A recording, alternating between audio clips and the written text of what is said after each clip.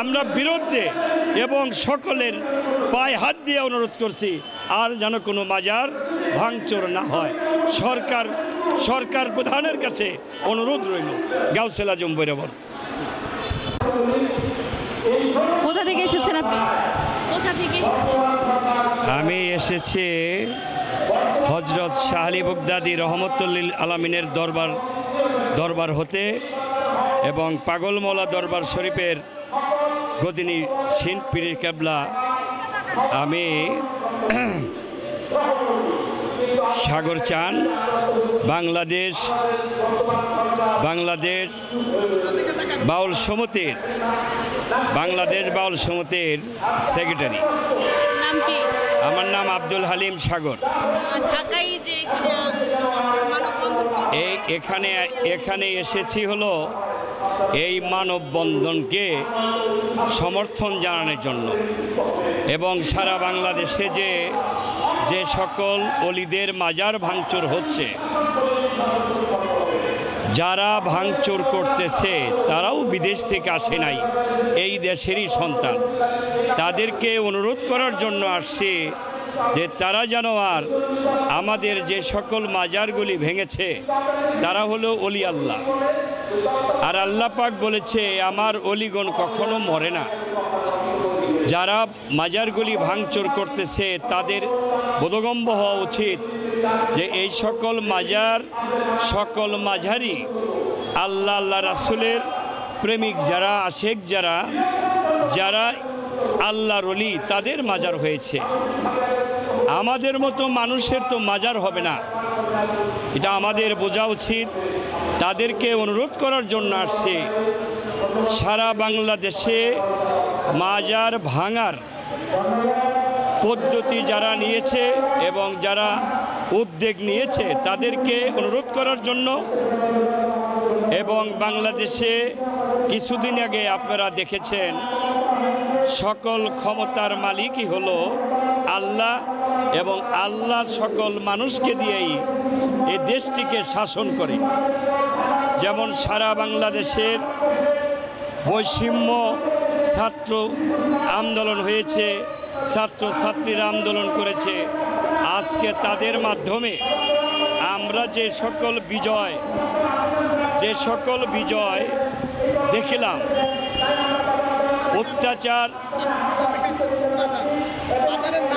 আমার মাজার গাউসুল আজম পাগল মাওলা দরবার শরীফ, এটা ঢাকা জেলা দোহার থানাধীন। অভিযোগ আছে আপনারা ওলি আল্লাহর মাজারে মাজার পূজা করেন এবং মাদক সেবন করেন। না, আমরা আসলে মাদক না, আমরা যেটা করি আল্লাহ পাক নিজেই বলেছে, আদমকে সৃষ্টি করে সকল ফেরেশতাকে বলেছে, হে ফেরেশতাগণ তোমরা আমার আদমকে সৃষ্টি করেছি, আদমকে সেজদা করো। তাইলে ওখান থেকেই হয়ে আসছে এই সেজদার নিয়ম। আমরা নতুন করে মানুষকে সেজদা করা, আল্লাহ নিজেই বলছে আমি মানুষের মধ্যে বসবাস করি। তোমরা দেখো আল্লাহ নিজে আদমকেও বলেছে, আদম কি সেজদা করে নাই? আদমকে বলে নাই তুমি আদম শফিউল্লাহ, তুমি আমাকে সেজদা করো?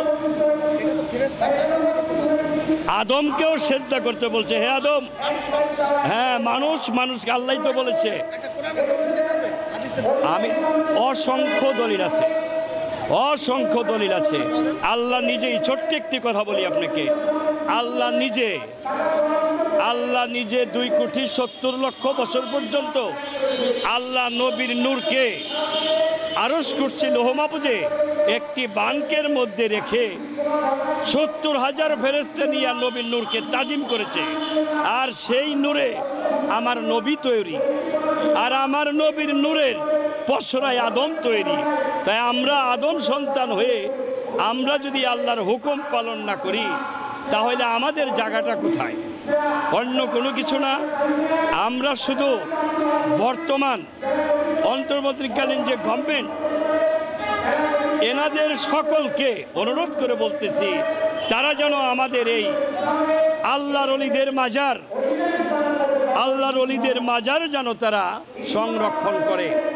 এবং তাদের প্রতি আমি নিজেই বিভিন্ন বাজারে গিয়েছি, দেখেছি যে এখানে যে মাদকটা সেবন করা হয় না, আমি নিজের চোখে মাদক যারা আপনি আসলে মাদক আল্লাহর ওলিরা কখনো বলে না তুমি মাদক সেবন করো। আপনারা কেন হচ্ছে এটার পদক্ষেপ? আল্লাহর ওলিরা কখনো বলে না মাদক আপনারা খান, মাদক আপনারা ব্যবহার করেন, এগুলি আল্লাহর ওলিরা বলে না। এবং যারা মাজারের যারা খাদেম এবং মাজারের যারা গোলাম, তারাও কখনো একটি সিগারেট পর্যন্ত টান দেয় না। যারা সহি শুদ্ধ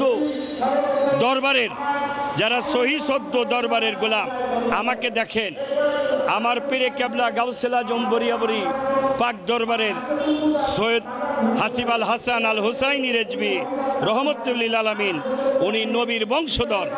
ওনার যেই কজন ভক্ত আছে তারা কেউ কোনো মাদক সেবন করে না। তাই আপনাদের সারা বাংলাদেশের অন্তর্বর্তীকালীন যে গভর্নমেন্ট, এই গভর্নমেন্টের কাছে আমাদের দৃষ্টি আকর্ষণ করে বলছি, তাদেরকে অনুরোধ করে বলছি, আল্লাহর ওলিদের পক্ষের লোক, তারা সর্বসদাই সকলের চরণে হাত দিয়েই কথা বলে, পায়ে হাত দিয়ে কথা বলে। যারা কর্তৃপক্ষ আছেন, মাজারের দায়িত্বে যারা থাকেন কর্তৃপক্ষ, তাদেরও তো এটা দায়িত্ব যে একটা এটা হলো চিহ্নিত কোনো দায় আমরা করতে পারতেছি না। এইটা কাজটা হলো প্রশাসনিকের কাজ। আমরা তো বাপ মা ছাড়া সন্তান না, আমাদের দেশে তো বাপ মা আছে, অন্তর্বর্তীকালীন গভর্নমেন্টই তো আমাদের দেখে শুনে রাখবে। তা আমরা তো তাদেরকে ছাড়া না, তারাই চিহ্নিত করবে কারা ভাঙতেছে। এখন যারা ভাঙতেছে তারা তো স্বীকার করবে না যে আমি ভাঙতেছি, কিন্তু প্রশাসন ঠিকই বের করবে যে কারা এটা ভাঙতেছে। সকলের কাছে অনুরোধ, বাংলাদেশের যত বাউল, সারা বাংলাদেশের বাউলদের পক্ষে আমি অনুরোধ করতেছি, মাজারের সাথে বাউলদের সাথে সম্পর্ক, সকল বাউলরা যেন অসহায় মানুষ, এদের পাশে যেন বর্তমান গভর্নমেন্ট যেন সকলে আমাদের এই সারা বাংলাদেশের অসহায় বাউলের পাশে দাঁড়ায় এবং আমাদের যত মাজার আছে সমস্ত মাজারকে সংকীর্ণ রাখার জন্য, সুস্থ রাখার জন্য যেন তারা জানি আমাদেরকে সহযোগিতা করে। এ বলেই আমার বক্তব্য আমি শেষ করছি।